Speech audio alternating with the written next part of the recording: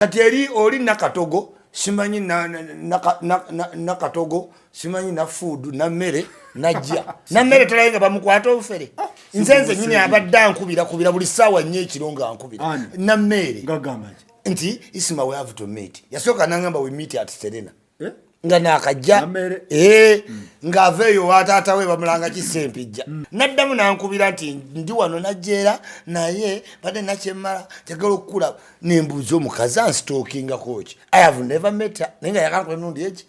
yakubira ibulake mukasana amusabe namba yange nakubira Abdul Rashid namusabe namba yange nankubira amasimu omanya Nigeria bazunzizza omwana oyo Nigeria nkutidde abaawe munyonyo. Assalamu alaikum wa rahmatullahi barakatuh. Baramusiza muna bakategatako yenze Farouk. Eno background tegera butegezi they were all access. Tuli powered by Sozo Property Consultant. Mukubireko kati buli kimu kyoyagala okutunda essaawa zino zenyini namba weri ya kuscroll. Yenze Sakozi Farouk. Isimu wanjise chama kutwa kutumide chama kutwa nange mbatumidde Faruku ansanze antaiza nine emirimu gyange nga we mumanyi Kombaka Constructions tukola tusamu pavers tusomesa abantu bonna ne wobeera nga tosigangako ebiri mu Kombaka is a package okuteka mu sink mazzi plumbing compound byonna kati wena tubikolera mutusanze tuli mu mirimu gino gye twaddamu okuva akalulu kakola ki wekagwa mudde ku mirimu gyammwe obululu bwaggwa chama kutoya ngambye suiti yo yagimaze alhamdulillah nadda ku ngoye zibatunga buki butunzi naye sibano si kutunga butunzi just bali ba professionals ate Isma oyinza okutunga obutunzi nompa ebintu byonna betukozesa Faruku kati byakwegendereza mazzi getunywa ngoye zetwambala tubateeka obutwa everywhere we are such serious people munsi tulina okwegendereza ngambye suiti yo yagimaze era ogenda jinda bamu mbadde mutenda simanyi Dr. Amaza agenda kakasa chama kutwa basangibwa ku Span House awo near Workers House NSSF awo nyini awo communication house waawo oboba ogenda bafuna edduuka liri 321 genda awo oyagala za mikolo oyagala za party za birthday za ki kwanjula babikola bakutungira ekyo kyoyagala gobagambye aka designer ko kenalaba ne Lily Wine kenalaba ne Chris Brown kenalaba ne Isma obalema kenjagala nga bo bakakolera tutandike Isma njala tudduke speed esebo tutandike lake yangambe agenda kusiba nze ndi njovu sijja mu kisero ansibewa lake yagamba agenda kusiba wendi atenze nziruka ansibewa yakola ku police owai police jandopa yabwe bwomusalako ebigambo alope ekikulu fenzi lake ng'omuntu mwagala ne bafani benkola ki era banyiga nga njogedde kulinnya ki lake nekye balina omumanya waliwo kye tuyita collateral damage tuba twage tugoba omu kati kiri kyavudde eri n'omuntu omanya Nigeria bazunzizza omwana oyo Nigeria nkutidde abaawe munyonyo take on my agents kasumba obonabe mulaba white beard nation nagitandika gwabakulira nino ba protecting kati wovaayo n'okola ataaka ku kasumba NBS buli alina akalevu akeeru yes that's a white beard nation we are tugenda funa ne member wa parliament we are the senior citizens this is the hierarchy of life buli muntu kyogoberera mu nsi kino kino atoyagala ofengo kyali so n'olw'ensonga eyo mwami Kanyomozi waleetera collateral damage mukyalawo kuba tezi Kanyomozi mumanyi district nzoli gwe mumanyi so omukazi alina okulopa ku police we must report you Kanyomozi tutandike njala tutandike Michael nga namulabye ne Benzi ne bamwamba yakubye eri jabaddemu n'agikuba langi n'agifuuyira langi ebyo byonna bigambo byammwe naye nga nze nabagamba Faruku waliwo obulamu bw'abantu bwe mugenda otandika olaba nga butereera ki mpola olw'obugumiikiriza bwenzize mbasigamu leetire Michael temukyamulaba ng'akola ki ayomba big eye nze nyini nvayo ne ngamba government we muba bakusiima mu following order okusinza omuntu banga lyamaze nga abakola ki abakolera kati nze Isma lwaki nga bansiima leero nga big eye ali awo otyo Musime Maiko akoze ebisanja bimeka? Bisatu. musime big eye abaddewo bisatu ate nga alaba banne bo batambula buki bulungi ate nga celebrity topapira kuyisima okitegeera kati genda kwani gendera mu order then omala okole ki otuuke kuyisima naye ngemulokere kituufu teyakubye nkube rangi si nkube rangi ate Michael omusajja abadde yeterekamu ku busente bwe mwe mugenda bitandika nti simanyi ya Museveni simanyi naye nga kiggani waliwo obulamu bw'abantu obugenda otereera olw'ebintu ebyo president byajja abagamba batereeze mu bulamu Michael yakola ki yatereezaamu nga tetunatandika nalabye Fulufiga agamba nti Ashbag adde simanyi addeyo ku Tutex simanyi ebya Twitter biki wabiwulidde omanyi waliwo ebintu kati nze byenneewaza okukomentingako henceforth nze isima waliwo kati ebintu byenna okwewala okukomentingako henceforth gwereeta ensonga entuufu toleetaleeta bintu bitalimu mweno ki vidiyo leeta ensonga entuufu awo tunyizeewo tunyige next tugende tutandike endowooza tutandike mu butongole Lilian Mbabazi eno wiiki ebaddemu ebintu bingi mulimu petition nupwe omusango petition investigation bazigobye amendment bazigobye tulaba Farida Rwana ne Namere tulaba wano Lilian agamba investigation za radio ziddemu zitya tutandike ne Lilian ayagala ki Lilian Mbabazi mukazi wa radio ate mukazi wa radio yekka n'omuzungu wanajja natugaa tuddemu investigation tutemeteme ensonga eriwo eti Lilian Mbabazi njagala mutegeeze yanakuwalanga bannayuganda wadde ye yasukkawo nga maama waki w'abaana si yasoose okuba nnamwandu omuto yes waliyo n'abali bannamwandu on even a younger what age kukkiriza situation gyakola ki gyayitamu kati ekifo ky'okugamba nno baddemu investigation yamaze okufuna lipooti esooka n'abeera unsatisfied oba eriwa kubanga si ye y'abannayuganda yafuna lipooti tetunnabawa lipooti okugamba nti baddemu okunoonyereza kwa leedi yasinzidde ku ki nti okunoonyereza okwasooka kufu kiki oyina otuwa ensonga era walina obaawo ensonga eddisaamu ki investigations bamala kulaba nga investigation ezasooka zalaakinga oba ziri wanting kati Lilian etegeeza alina lipooti abulire bannayuganda ekyali mu lipooti kyagaana baddemu biki byatategeera amutubuulire lwaki obeera nga ate olemesa justice amutubuulire ebyo ebintu by'okuddawo nti simanyi enfa ya radio saagitegeera ababendikito kiwanuka tebategeeranga nfaaye Bishop Olumu Abiriga Ayume ekitegeera Kaweesi abo bonna tewali yali tetunnategeera ki Zebula tetunnategeera nfaaye newadde nga tukimanyi nti Masasi ge gakola ki kati ffe ba investigator tusooka ne tuddayo ne tumanya motive ekigendererwa ango yakubirawa yakubisa sasiki tugenda mu laboratories ne tutandika oppima it takes time lwaki Lilian apapa ne investigation za radio simanyi alumirirwa ng'omukyalo oba yes tuyinza okyanderstandinga naye ategeere nti investigation an apparatus that takes time carefulness attention to detail it can even take years mbadde njagala afune channel gye bayita investigative ID ebeera ku DSTV ajja yiga engeri gye bakolamu investigations they take time so mbadde njagala mukyala Lilian amanye ekintu eki ekifo ky'okunoonyeza ku lipooti za radio yezze omunnyo mu biwundu ti afe nnyo kwani alina oyimba music wa radio amufunemu akasente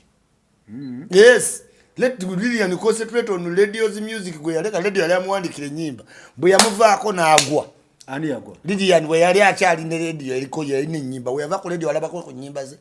n'agwa n'agwira ddala flat kakati naddukako e Rwanda n'abaana nadda radio yagenda ofiira nga tebali biki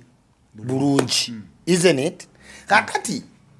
ekyokubiri kyolina omumanya buli mu Uganda wano woobeera ng'obadde sita naye ng'olabika obuzeemu katini tumira radio yogera kwani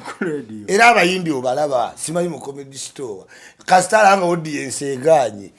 this is a tribute to radio our foreign soldier as if yemimbi ekera akakola ki eyakafa otegerawo yanoonya kudda mu ki lwoyogera ku linnya radio ozukusa amaaso g'abaki gaba na Uganda. It is possible kubanga Lilian atali wa polisi siwa security investigations za empia simu mativu omuntu yenna alina right chotegeza ye Lilian simu mativu mama wa radio mu mativu Franka mu mativu Wizo mu mativu industrial music mu mativu kati buli anabanga tali mu mativu ngatu demo investigation tulibera kwezo tulikoma wa mutuwe timu ya obudde yes we shall deliver the report aba eyakayira twagifuna barogo bekwasa ku Facebook nti yali no musajja ebichi tetujja gendera kuhiya sefe baloya tujja twala obudde ba investigator wanaba yeye tujja bamuleta tuwagambe eki owaka kayira report twatujirese tukyanoonyereza zimu tuzisindika na England mu Scotland Yard FBI mu intelligence batuyambe kati gwe no papa kuba president wa mwabamye ati simanye yamuzata tesula oyo si investigator ayagenda leta kwa reports because you are going to kupapa investigation yetagamu okupreserving crime scene ebala we batira radio mwajigula odda muzinirawo musiba muzinirawo simanyi tumbiza sound mwabuza dobo julice kate mutugamba mu demo investigation tutandikirewa is the okudda investigation evidence muba mu kyajina ne crime scene ngaweri kwa radio bagamba bamukuba wachi kutaka omuntu ayamukuba taweza kilo 10 radio yalita wadde mutono wanja atya yali atuka mukiraga toyinza situla kasawo ka cement yoti kagezeko olabe newe tuganti yayinaga ana na goto gasobola so did you preserve the what the crime scene kati Lilian imbabaza ayagala kuba nti ayogerwako era wona ayogeddwako wasimba dio muulira dako biebyo nenga investigation njagala mugamba tukyanoonyereza ku kayira tukyanoonyereza ku Bishop Room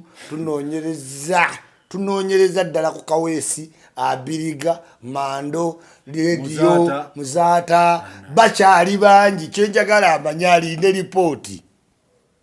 nenga teri investigation impya analysis nga inaba private detective bagenda okwayalinga nga ye kubanga ekyo kisoboka you can get a private investigator naye okusaba fa aba security nti nno tuddemu tunoonyereze basing on Lilian no Lilian taina right kusaba okugundi omusango guno like right wagifunira nga report efulumye nalaba nti erumira. Okay. Yes. Our order mufa aba security. Right jaina yeyo kuhayalinga private chi investigator. Ye investigator amwe report ye. Naye go kutawanya security. Kati mwa radio ne wanaga matamatide ya Lilian nga tuddamu. Ngale Franka ga ate yo sijimatide nga tuddamu. Yes. Tuveyo. Ya njagala tugende ku gundi. Na bulide ono gundi wa radio yagambye atya. Omvubuka yankubira essimu mbusimanyi ndi muganda wa radio ne muganzi kisokya ddala family ya radio mwanta mungamba ki nangamba nti nze ndi eno simanyi Franka yambola nensalawo nze okusanyuka kwa radio nkukolere mu ghetto nempita abantu bagabo omusaayi mbumwe mwajjirayo mukwano gwo mga mukwano gwange ki mbisimanyi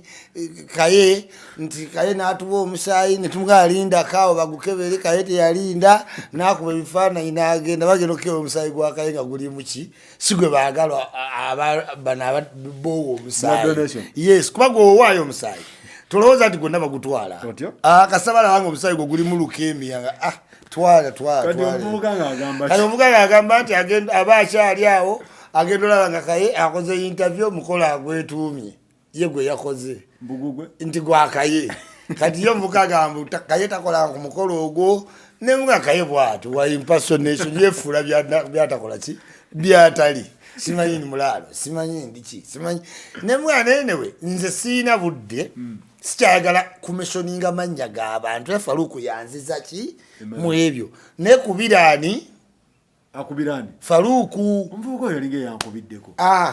buli mwanzi siagala tuyaba lady sabingira ntino simanyi abereyo waayise simanyi fulanga ezembozo oyina abantu boyina ozibuuza tugende ku nammere nalabye mukazi oba mulumbye nenzikirawo tewandabye Bruno nasanga nangamba sebo Bruno tana kiyagambe Bruno yankubidde Bruno is my friend naye ku Switzerland yes yakubye ne hit song olimba olumanyi olupere Daddy Andre hit kubanga namugamba wumula okuzunga n'olugitagita ng'ojje n'otino simanyi ojja kuyigiriza baada gita tujja kukola ssente abaana bagende gye basoma gita Gandhi sing kati yakubye oluyimba olulungi yes Bruno K is my friend Bruno musanga nnyo ne Farida ku Switzerland Gardens wali Farida aba mu gym ba Bruno tebava mu gym bastura bunyamanzi okitegeera kati mu Farida ye cannot run away from a training pattern na gym zonna zeetaaga ki friend yes olutalo lwa Farida ne Namere Farida tali mu lutalo lwonna nani ne Namere tali mu lutalo lwonna hear me clearly Namere yayina paranoia kubanga bwolaba statement mwavumira Farida account z'abana Juma yakamba ati Farida omwe yekweka tatulaze bujulizi nti ne ku Twitter manyi gye weekwekamu so for you to presume that an account ya Isma n'otandikira ovuma Isma it is wrong nga gwokozesa Namere ate nga oli ovuma Najjuma naye ovuma Farida I must stand up like a Spartacus protect okitegeera Farida tanadda mu kintu Namere alina okuyiga nti tajja naye kubanga bana nti buli woyagala okwogera ku kintu ekizuuku sensi yogera kwani kubanga ayagala keepingawo ki good balance osoma statement yabadde tilina weeretera Namere vumani Farida fani agamba Farida nti you are the Omotola of Uganda ngategeeza ki Omotola ibana bakaze yasoko kufuna 1 million views ku YouTube mu Nigeria azanya bi Nigeria kakati nafuka mu role model naweza 1 million views nafuka ambassador alambula ebifo nga wonola banti Omotola mutwale nga wonola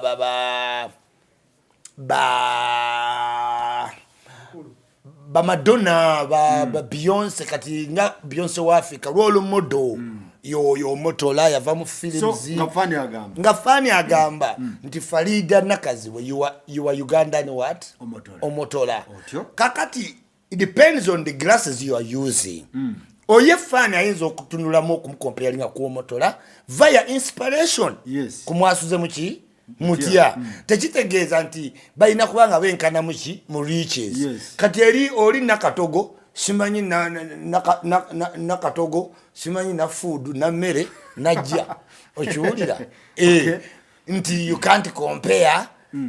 a movie a successful movie star role model Omotola blah blah ambassador to a failed bichi person acha renting acha kola ki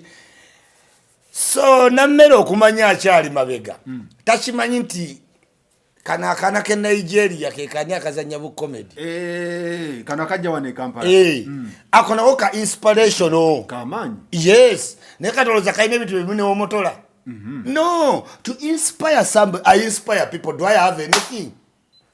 yes it depends on the angle nsobola okubanga bigambo byange bya words of what wisdom okitegeera kati Omotola oli nti simanyi omukazi alina mansion does Namere have any mansion Namere tolayenga bamukwata obufere nzenze nyine abadde ankubira buli ssaawa nnyo ekiro nga ankubira Namere ngagamba nti Isma we have to meet yasooka nangamba we meet at Serena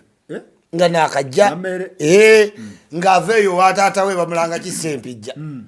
y'omu ku baakubiza taata we akalulu instead of going and impressing in the constituency ali muna aloitali naddamu nankubira nti ndi wano najjeera naye badde nakyemmala tegala okukula nembuuza omukazi anstalkinga koki I have never met her nenga yakankola enundi eki yakubira Ibulake Mukasa namusaba ennamba yange nakubira Abdulrashid namusaba ennamba yange nankubira amasimu Namere yeetaagamu kuba ki by psychiatrist mwete mumanyi bantu basomya abo babera kumpeke n'olugezigezi ne babera nga psychopath nga temumanyi yes ba psychopath ayinza oba yabonya omukozi. So Nammere ki mutanku like oli okufani okugamba Farida nti awa omotola kubanga omotola naye aina Nammere aina nedda Farida aina kyakala kankubulire anti omotola gwe tegera woti yazanye ebi Nigeria bingi n'amala n'abeera nga w'amaanyi mu numbers. That is true. Kati n'afuuka ne reality talk show nga wolabe ya Farida mwasuze muki wadde eri ya beiko. Kati babaana abalaba ebintu ku internet asobola mangu okugamba Farida you are our omotola according to our level. Yes. Kati kiri kyavudde eri n'omuntu omanyi Nigeria bazunzizza omwana oyo. Nigeria nkutidde abaawe munyonyo ono ngamba omuntu ono munyonyo nkutidde ate oloza yonna ddiru ziva ku ki simanyi bamukutte eno afeze ono atuuse wali yeewoze ono waliwo omusajja yaŋŋamba owa kaabu nti Nammere yamuvugisa emmotoka wawa ne najjera nange yanvuga naŋŋamba omuwala oyo wa Ssempijja yanvugisa emmotoka nantwala eno nantwala mu bifo nga bina ne tutuukawo namugamba kanzije kandeete ssente obanga bapakinze ku Serena omusajja agenda olanga emboozi zonna omuwala byamuzaamu talina ssente zamusasula wallahi billahi tallahi ali awo ku stage nange namuli nnyo era omusajja naŋŋamba nga omusajja mukulu omanyi wano Nigeria abantu abavuga special bali nnyo mu mataka n'ebizimbe gojja mulaba mu mmotoka naye ng'alina obuyumba bw'atunda si mwavu. Omusajja yalabanga wayisewo eddakiika ku Serena zigenda mu 10 n'esi yamuvuga kumujja eno n'amutwala mu bifo nga omusajja ssente zonna giri mitwalo 15 Nammere we yayingira mu Serena teyadda gaida ngamba nenvuga this is true si byaki true yes. Kati Nammere stalina moral authority ekimuluma ayagala ateekewo village old ki level teriiwo tewali level kyate level ya nakazibwe ne Nammere teriiwo kaba ekibala kubaawo goli ku side nnyo ya factors ezino factoring out. Nammere is a very beautiful woman. Wide eyes, wide lips, long jaws, okitegeera hips. Omutunuli ali educated, family profounded. Honorable Ssempijja itaata we wa agriculture. By virtue of Honorable Ssempijja, it's most likely nti Nammere era kyangu okufunayo taata minister biki nozimba akayumba. Farida Nakaziwe on the other side ye muwala omulaba nti village oriented. Yava Masaka nasoma Mbale University ne yeguluminga ku TV, then people appreciate what she becomes every day. Kati Nammere yabana abaana babagagga naye nga musiru mu kibiina nanyigira omwana asula mu kataka akulembera okitegedde. Kati Farida kiruma Nammere nti Abannayuganda bamuwadde omutima nga wolaba Leema.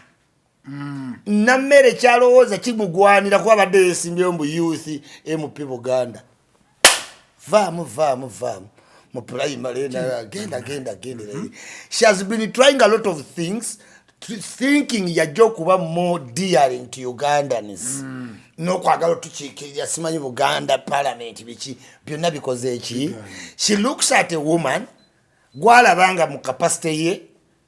buli kimu alayika amusinga naye yeebuuza kiki abantu kye baagala ku Farida. Kyamulema otutegeera nti Farida nti ali well mannered, yakuzibwa buki bulungi. Yes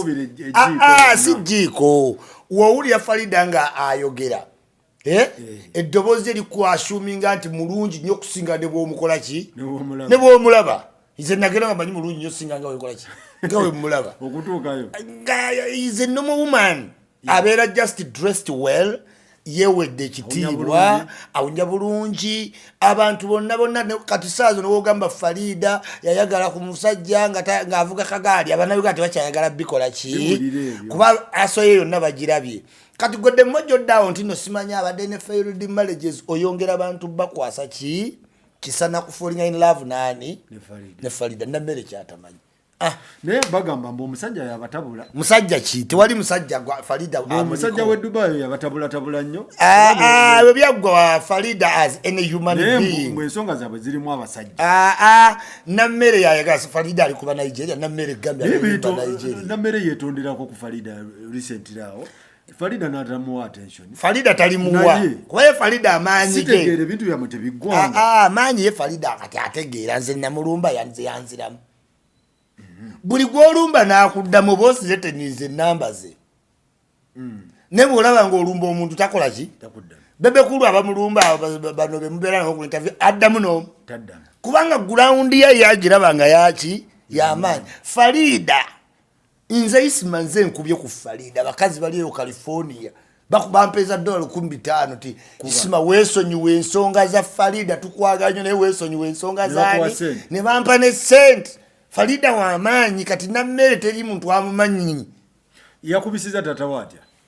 Efo gy'okuba mu constituency n'aleega IPS mu bantu abakyalo ne babeera gathered awalira leza taata we ne bamulonda yadda mu kuzungira eno. Yes, looking good in campaign is very factual. Senga Nammere yalinga Natasha twabulaba ne muzeeyi. Yes, she could attract a part. Na muzeeyi n'aleeta ababe n'agatta.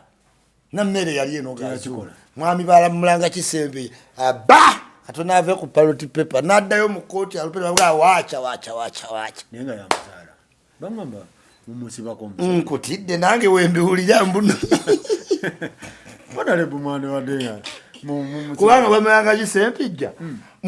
Simulanga ko mivuyo. Mutonyo kubanga ate Nammere bamujja na nnyina simanyi nange. Nenga yagamba mbu. Sempijja itali proud mwogera ko timuwala we. Ye yayogera ku mwami Sente. Sempijja simulabanga. Tugende ku gundi. Nga tetunagenda omusango gwa Nupu ogwa gundi gutandise ogwa ku Supreme Court. Pre-hearing. Ate mumanye ebye court. Mumanye ebye court aba Nupu. Tutekeko omusango ogwo ku live tulaba munawera omutwalo. Naye bageze bagamba nti principal n'omusango kyekisiiga. Bagobere buya ne kati omusango mugulaba. Are you watching the case? Okay. Tusoka tutandikire ku gundi. Nupu yabawabira. Yesterday but one. Amendment ne muganda petition. Amendment za Kyagulanyi ne muzigano. Ate fe tuzigana Faruku. Mwagano jamendinga. Ekikutabula Faruku kyekyo. Nakubuuza mumanye ebye kooti nga temunalopa. Otyo. Tuwazira. Nze nkimanyi temumanyi bya kooti. Bali abantu bababuuza yes my lord. Siba kupapira. Otyo. Bazungu baba tukolera. Awo abazungu babeera ngo dominating abaki. Abaddugavu. Chokola wotuka mu kooti. Amateeka maki bewa amateeka bote bewa sente bewa amaki amateeka.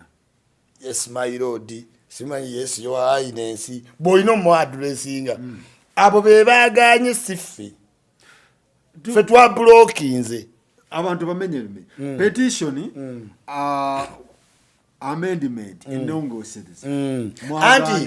Anti Nupu yalopa Museveni. Ne wayo counts police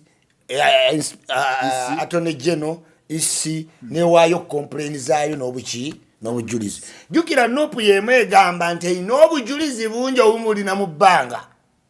Segona siwagamba tibalina n'obuli muki mubanga. Lawyer y'omusegona yeliko nga batwala obujulizi obusooka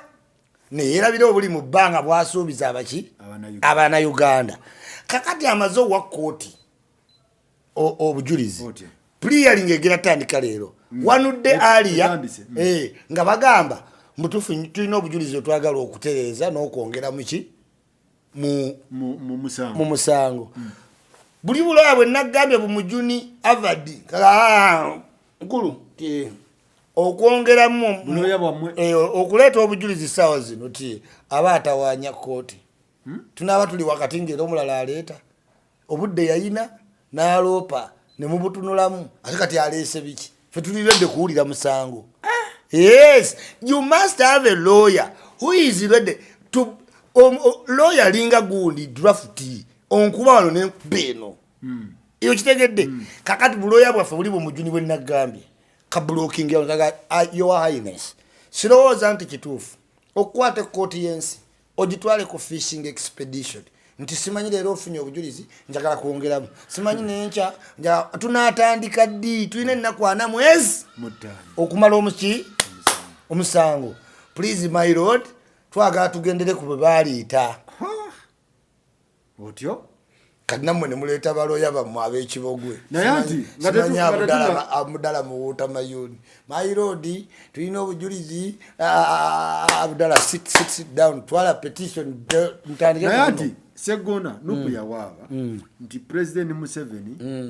yesimbawo mu bukyamu okire ebisanyizo by'okwesimbawo yali tabirina nogoloya nabo nga kisanyizo ki loya nabyo nabigoba anti sensationalism oyinza otyo okugamba nti Faruku tie tazaala ng'alina abaana 5 okitegedde bagamba obadde ki kakati ojjota noga nti omuntu eyeesiibyewo ebisanja 6 talina biki bisanyizo nga ziri emirundi 6 era bazze bamuloopa tebamuloopangako kyabiki kati ene kooti sinsi oyagala tuzaayo mugibi byonna ebisanja kati senga kituufu bakizuula nti tabirina biri ebisanja ebirala bakole bate bye yatufuga babiyiwe wastage of what? Segona is a sensationalism lawyer. Akola atya? Ayagala amataala naye tayinza kusobola by'abaseggirinya. Kati time ye naye yakoze eki? Yatuuse. This is his time. Okitegeera? Keeping on cross examining nga kye yakola mu Kibalama ne musanyuka uli Segona ebibuuzo naye nga tebina gye bireeta result. West more time in court cross examination mubuze atoegize ogize oddeka kati wala bintu ya dialopa nagamba antya tugenda leta ba kihika yatuse mu court yagamba my lord the first correspondent is Kihika atenga fotwale tusubira tibuhabulwa okitegedde bulire bugane dda Kihika ino authority okuva ku tibuhabulwa okusoyalinga affidavit eno temuyina bujulizi ekyo kyenjawo okugamba Faruku okakasa ati kugambe buli bujulizi wetaaga affidavit wetaaga okuddayo ku district ba commissioner be balayira ogenda bajjawa tomanyi bintu bya kooti buli bujulizi bwoyinaawe bwetaaga affidavit noba video ebo tebugenda kukola video nagamba daba mujuni bagenda zigana nga tezinnazanya yes my lord video egenda ozanya nga tennazanya batubulire yagikwata yani Faruku ani yamukkiriza okukwata video ndi wa mawulire awo mu kooti tebayogera na bigambo buli bagaa nti ani yakukkiriza ng'olwosikayo ki ebbaluwa ate kooti boogeza bigaa nti simanyi ne tugamba ya media council nga baga kati ate Faruku wabanga ddala journalist nga watulaze bino nti atuwe ebbaluwa eyamukkiriza okukola mu kalulu anga basobola bakusaba ebbaluwa eyayekukkiriza nti wali olina okukwata video mu kalulu otyo kati ng'ogamba bbaluwa yo sirina simu yali anatusonyiwa mukulu Faruku video ye nnungi naye tetuyinza gikozesa nga buki bujulizi nagamba ebintu by'ekkooti bizibu ate mmeko muyimiridde ekisooka tezibangako mu kooti ya Uganda as evidence kati balina okulikomendinga nti mu kalulu akalijja zijje kuba bali bakola constitution tebamanya nti technology ajja kujja tudde ku digital kati yegendere mu recommendation video bazijje mu bajjaji bagaye katwagala obujulizi bwonna nga si bwaki nga siwa video kati gundi etandise omusango gutandise pre-hearing leero pre-hearing omanyi kitegeeza meeting jaji ne balooya bammwe togeza ne weeyogeza ku bino bambi totuddamu booti era kino bwe kituukawo kiriza ofune kino kyenagambye sensation okuwoza omusango gwa president kiteeka Sseggona ku CV era Lukwago munakuwavu mulaba anti kati agagawuni ogamulaba mwali mu suuti just yandibadde Lukwago yafunye eddeyi enjeru because CV akyetaaga Lukwago agenda kwesimbawo kuba president ye wategedde nti nzija kuba Kampala Central Kampala Central ngitandikiddewo Segirinya inspiration gye yantaddeko ogimanyize nkyebaka nina okujja yonna NRM bwe nnyima ne banziba mu primary nga nzija independent ye babuulirirawo yes nina okugendako Segirinya inspired me to the bone nasose ninekanga nenkankana so I am coming for Kampala Central ekirungi mummanyi I have been nurtured trained by Mama Dinseri kwera yabadde omusango guno guggwadde omusango gugenda kuggwa very soon kubanga kati pre-hearing yiye koze ki kati bagenda gutandikako ogubaga bakusalire siroza tikudina na lwawo kuba guli law no content yes nkugambe omuntu wagamba nti nzize tie nyongereze ndese ezibulayo ku rent kitegeeza ziyaleta zaali zaki za kitundu kakati omuntu azize nti bongeremu obujulizi buli buba butono bwe yasookayo ndese ezibulayo ku rent kati wabagana obujulizi obulala omusango mie ate Museveni olaba ina kyayogera mu defense ye waali nejjukira mulina abantu abakomplainingako bemwaloopye bikonge binene Attorney General then Electoral Commission netibukabulwa and all will come with costs senteza mwe mwe ofuna mu parliament zonna nawulidde mugundi eri nendaba nti gusinga asasula ate ani akuleka this is politics your opponent must be poor kati ate omuwangudde omusango omuleke Nyanzi tomulaba lijja ate yasasudde akubira buli mukulu wa Kikama wamensereko omusajja mulinde muko munange ono tusonyiwa nkutidde tulina ke tufunya ate ku byansereko nkayanya ndi muri mwennyini awaka taleetanga bamusonyiwa era nsereko kyajulidde kumusonyiwa nserekerewe byajulidde kumusonyiwa nefe tumugato musonyiwa leka Nyanzi addeyo musikulapo tusuubire ki mugundi musango guno tumalirize ne omusango gwo tegugenda bba mu kyamaanyi omusango gugenda maliriza ate omusango gutandagwa toyinza gamba tegubula mu kyamaanyi womba mwa blockinze buli obujulizi tekitegeeza nti buno bwotwalese tebumala anti mwe mwennyini mwe mwatulaze nti bwe mwalese tebumala mwe mwennyini mwekubye mu mutima ne bwa tebumala kitegeeza obwo mu bbanga Sseggona bwayogera bwacwe mwe mwekubye ekituuyo bwanti ate tulinayo obujulizi tulina okwongeramu nopu yali nakikola etya ye nopu teyali redde kuba obudde tebwali omusajja mwasooka ne mumusibira ewaka niwe mumusibira ewaka ne mumuteekamu fiya zezo capability zezo kaki ze nagambako obudde bugwayo mumusibye Faruku capabilities kati mwe mwamuletinga down we bamusiba mwakolawo ki kati tegeza mwe temumanya agenda ya president wamwe ye yali kyalinze bamukwate musituke mwasituka muleta matooke simanyi tugenda kukola wadu milioni March simanyi tugenda kutuula wansi no going to work simanyi sinayogera kwendi mutama omuganda kyayita okuvulubana n'ebintu why kiri expected muli pate empya mugudde bugwe mbintu okitegeere kimotoka kyalole kigudde n'ekyemigaati ng'otambula nojja n'oyoola Coca-Cola n'emiki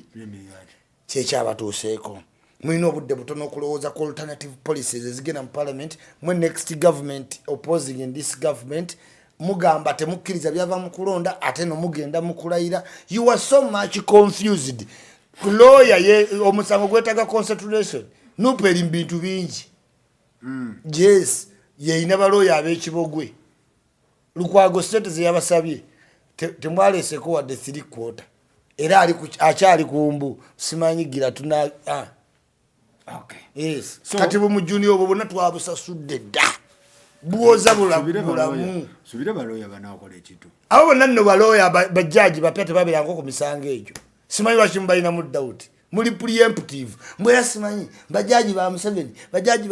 kati oba ba Museveni ate gwe bwotwalira ebibyo ali ikoti eriwo kati ffe tubakolere kati awo jangu mukasirise naye ate ozza omuntu omulangira manyi togenda kunsalira mazima manyi togenda sala mazima kati omuintimidating nti akusalira amazima musajja agenda tibahabulwa so tusubire ki mwangambe ambwe guntagenda kujja mu kooti ani Museveni Museveni ali kwebyo bye mulimu twali ne Museveni naga abaloya bange baba omulimu gwabwe mugumanyi kucyanga bintu omusango guno gumutaddeko akazito omusajja agaya amacupa ng'oleeta ndeku ayise mu petitioni zino 3 ezaba former comrade ezaba ne bali bamanyidde nti bamumanyi munda ate oleeta mulabira ku TV. Okay, tumalirize vaccine nalabye vaccine jema nakulabye okuba vaccine Museveni gyagize. Kati bagambye balitadde ku stop. Tetulina papira ddagala. Kuba wano ba devil's advocate banji. Abawalabu basoma nnyo aba Iran, Iraq, India, balina ba scientists sawa zo bonna buli muntu ayiya. Ojja gwa mu vaccine egende kuba bulebo babuziruba. Atonyigira Museveni yejuwa magezi papira nye ebintu yabade papide vaccine wete ya papira omukawboy mbwa alina vaccine na yagwe wakadaga mutadde mu convoy atawanyiza Museveni nti sima busulubu nga talina ddagala lyonna walaba ku ddagala lya busulubu saliraba but when they panic they are easily taken by storm. Kakati Museveni bamulese simanyi tulese vaccine nagyekubye kangeze nzuke nga mbabuse tulina okulisikingila Uganda. We are patriotic and tulina olwanirira new generation. This is securing your future. I took a risk Faruku abe mulamu naye Faruku kyatamanyi ifo kyo to appreciate me they insult me. Can you take it? Njirete dose you are coward muli batitizi for you are strong. Ochulia just simanyi bakwanga amatu gampuma okuba najituta amatu gainega ka owede isima kama kato vaccine bagobye amatu gagani gampuma Muganda Jacob nalabo mubbi Jacob yakawangude naye akaluka Jacob kano okalo nza have come to realize Uganda kibategeera nti oli wakabi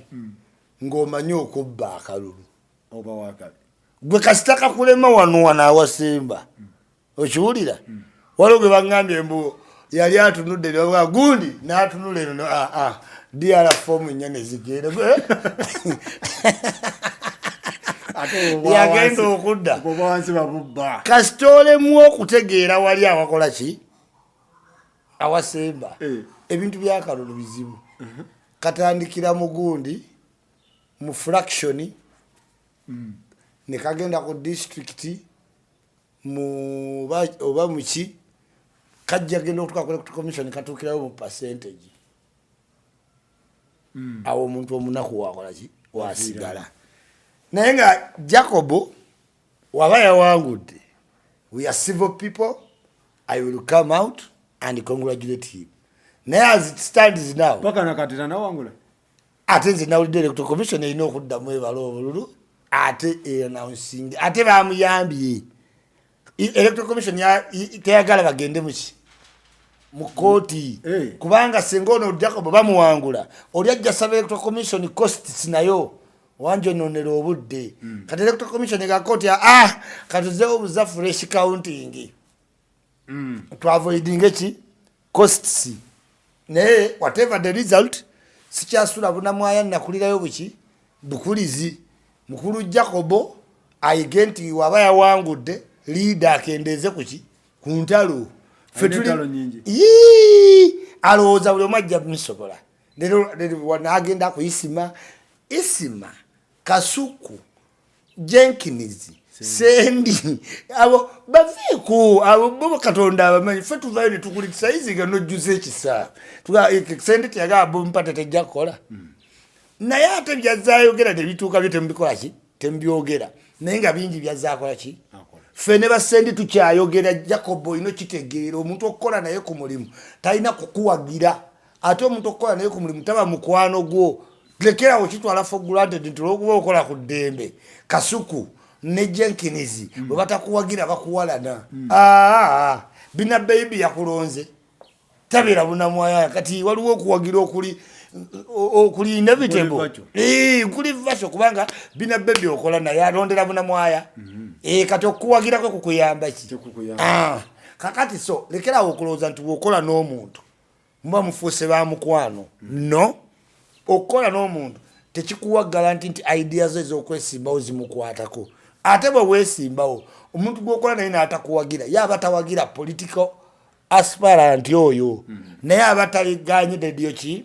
presenter aba ayiseemu mwenna congratulations aba tayiseemu take heart ayeerega muzemba gwe bazikuba kati yeetute mu kkooti kaleeta obujulizi nze nkugambye ebintu bya kkooti bizibu temugenda bba na bujulizi okay tumalirize ne Lwasa nalabye mbu ayagala ani Diana Nabatanzi mbwate Nabatanzi yazibye omumwa takyayogera wabiwulidde nze nabadde ndowooza nalabye ku Galaxy page nga bagamba Nabatanzi Lwasa ayagala abawala nti yazibye nga ndowooza yalemeddwa okuddamu ebibuuzo ku radio si kuzibamu nti mulwadde takyayogera Nabatanzi owange kino ekyankyaza ku sukaali ekyo ekiwala bannaye Lwasa kitulekere tukyakikaayanira kitulekere Lwasa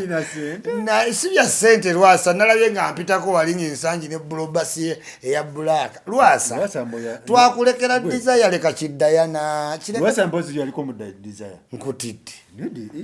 desire ebyogenda America na apartment wonna wabeera gwe wasasulawo n'omwana Lwasa era yadde amanyi obwa meeya buyitemu sokolinde Lwasa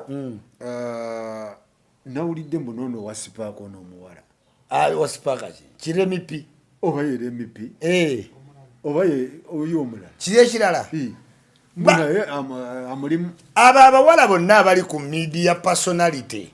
kyangu nnyo ku ending up nga beesikooti gwe tokitegeera there is a big problem wobeera ku TV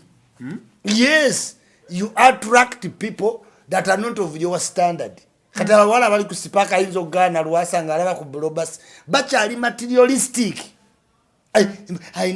ayina benza azifu wanamutwalako nga adda n'omupiira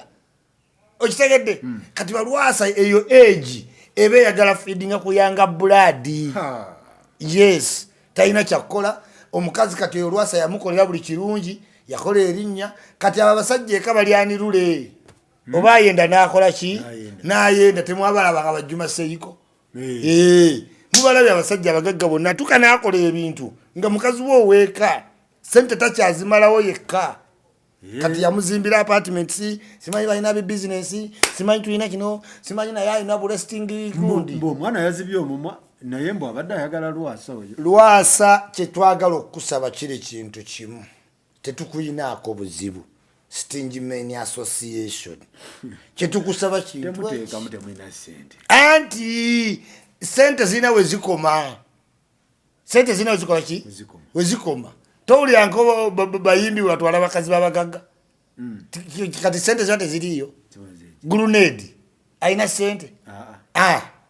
bakingi simanyi bano jindeze jinkese okitegeera yagenda kwa ddalu bakazi bamusuula eddalu yali mugagga yes you must know gwe omugagga oleese sente waliwo omuvubuka aleese amaanyi g'ekiwato kati ku bibiri omukazi ayagala ki ajja kujjayo sente ewa Lwasa agende ew'amaanyi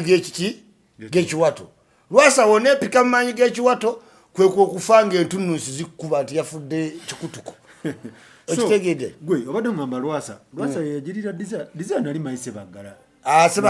sebagala de takyalina sente zakuwa desire Lwasa desire abadde wano wamaze okutuwemula yagende ewa Lwasa nga gyabeera siwa Seiko wa Lwasa nawe obadde kiyabeerawo ono Lwasa nga yabeezawo desire natukana neyo blobas n'agivugamu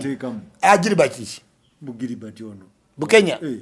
Bukenya ye wabucha muguzi ekitegeera Gilbert Bukenya ye muguzi buli muntu abumanyi taddamu ebyo era yagamba bwagende Nigeria asanga banne ba professor n'abawala bato talaba ye lwaki ate wajja wano mumusibako nnyo mukazi we gwe yava naye mu gwenkaaga Gilbert Bukenya honest man okitegeera very honest kubanga yakyo kibakola Faruku wetukula tuba twagala bawala baki bato naye wonookula ojja kuba oyagala bawala bato yes omwana wa Desire ate bali batata babawala bawana ebyoba celebrity bategereka eryo celebrity azalo mwana olutegera tata we Juliana yani tata we byonna bya byambu nawulira wagundi ali tata we Sasha Brighton simanyi wagundi simanyi Sasha Brighton I know man bogero la tali lubuto simanyi wabula ebipya wana byabayimbi tombuza kati nze mmanyi tata wa mwana botunulia Seiko muwala wa Desire fan na dalani omulabira dala omunubbi omugudi omusebbeyi era Seiko yagamba kitunuli okirabe n'obujimu omwana yo wani omwana oyo chali wange bamuyita Kaddu awono nkubulide mazima yes Kaddu chali bamuyita Kaddu yaberanga nayo omunyonyo nga sinagenda nabweru ne muganda omulala ali nowe yes nga Desire achina musomero gajja nnyo wali omuvuka atunda bamuyita Jordan nkugambye omwana oyo wachali wange bamuyita Kaddu chali wange bamuyita ki Kaddu naye kyamujjamu amaanyi basajja abanene okujjanga bepatika ngako ki ku mwana naye nga Desire we yazaalira ng'abeera ne chali wange bamuyita Kaddu okitegeera yenna nnyini nze gwe mmanyi naye nga nange omwana we mutunuulira mulabamu omutwe ng'ogwabasebbeyo ogwa Seiko gwennyini omuvubuka nabadde naye mu getaawo in fact ngenda mba mukolako ide nangamba nze yazaala mu Shiba n'omwana waali mugamba yi ebyakyoze ne Bekisi we byajja nze sikiwulyanko Shiba mulabye kekuumiddewo naye mmanyi nti ale age za stubborn n'ensi ezo abawala bazaaliramu mubazirira endongo Kaliyoki abawala ba Kaliyoki be bakamu 15 abalenzi n'abawala edda Kaliyoki nga yakajja bagwa bugwi I am not going to be shocked however njawa disappointed nti ku level kwatuuse yandibadde yajjayo dda nti alina omuki waliwo abantu abalivinga private ate ng'oli celebrity atoba private ikanawe Faruku kati yebya family byange sagala bi yegwe kati gwe Faruku gwe family bashiba oli kibalino manya ko bashiba oli nkubulidde bagagamero kye kibagaza bebe kulu family yes kubanga atonza gamba support eri ku muntu ki omwantu atukane bakowa the reason why bebe kulu was staying longer to wali ayagala nnyo bebe kulu wali ayagala nnyo bebe kulu nti ayagala nnyo Zuwena wali ayagala okulaba nti Alpha wa bilabika bulungi ebyana bya Zuwena okitegedde nti bakuwagira mu components nyingi okkeepinga ki kati we must know tichi kyogamba bebe kulu yaita so agamba nti Hendrik si mwana we yajja kisobola naye mu celebrity life yonna life eba iliyo n'abafaani era bafaani kiba ne bakizuula nti olina omwana bafaani bajja okukuteeka ku nninga okitegedde byoba bapulikinga bulijjo si bituufu mbwalina sikiinaako bujulizi nkisoose kiwulira kati naye nga seewuunya nze ntunula mu growing apparatus omwokulidde wadduka eka ng'okyali simanyi taata yagira ebyo byonna ebizibu bijja abakazi basanga obuzibu bungi tobumanyi Faruku agenda n'aba single parent nga yazaala mu musajja Aliya omwana we n'akula n'aweza emyaka 2 nga naye bakyabeera abeki bonna wabula nga maama ate ayinayo omuvuzi wa tuleera anti nga ya provide nga taata yabalekawo muli baavu musajja wa tuleera maama gwe yafuna ajja buli weekend kati omusajja wajja oba anywedde omwengo baalidde oba yeegaliza biki yamanya abasasulira tayagala kulinda okitegeera bamaama abo bafiira mu kimugunyu akasajja ko tekabiriiko ebi naye ng'omuwala we akuze kyova olaba abaana bangi boosanga nagamba nze kannavaayo biki ne maama yakimanya kuba maama atuuka naaba nga alina okukkiriza reality n'omwana we why akasajja kyangu nnyo okwabusinga omwana kuba maama kamutuukirako ekiro ate balina kaluumu kafunda omwana aba takyatya maama kuba nawe alaba byokola ki byokola era they end up nga bakoze ebirala kyova olaba sitole z'abantu awala abayimbiyimbi zijjamu taata simumanyi maama nenveeka babaako ebyama bye bakola ki bye baasirikira kuba no family eri organized kizibu nnyo fuuka celebrity mbina ebyokuyimba yimba family zawane ziri strict genda osome nze ndi muyimbi ama musician naye mutabuliki yangagwe genda okole ki kati okuyimba wano n'ofuuka celebrity 10 years back obadde olina okuba nga buli mwana muyaayo tosulako oli mukaliyoki waveeka naye okuveeka abazadde ne bakitega nti omwana waffe yaveeka kirina okuba nga waliwo ensonga nga nabo benyini balabambi kalekeke mungoba akaana kange kanaamalako kuba katiiseeko omusajja ono ajja obuki obuzi by the time omwana wadduka ekoza n'okwesanga n'akasajja kamukola ki bazadde bagumira ebintu bingi. Kasano wa King Michael naye tamulaga. Sebo omuntu obutalaga mwana we wa King Michael tomumanyi? King Michael mbadde w'abaana be. Nabaddeyo ne mukazi we. Tatera mulaga musajja wange. Abaki? Abaana be. Waliwo obutabalaga. Anti wulira Faruku obutalaga baana bo. Kyanjawulo n'oba disowninga. Yes. Kati King Michael tabalaga ne buli muntu akimanyi nti akola ki abalina sinti taagala balaba naye nyini tabalabirira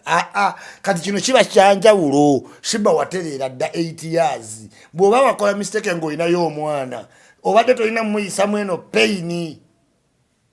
Yes. Tweyanza nnyo tweyanzego bwe tubadde next week tujja kuba tukwatagana ne Isma All Access omusango gutandise tulabe gye binaggwera. Anytime from now, omava mu ntebe omwagiddamu omwagigendamu. Waliwo yali ajagala n'agamba agenda ntebe mu ntebe naye nga we bikyali mu sayidi y'ekirasi alemeddeyo magere mbigere. Fe tugamba ajja givaamu entebe fe tugamba weetuli tulinze fe tugamba atajja nakujja mu kooti guno omulembe generation social media yagitadde ate era ye nga yayagadde sinti mwekalakasiza ye yatuusiza n'akola ki ati naye badde afiirwa taxes ate nazo mugenda kati sasula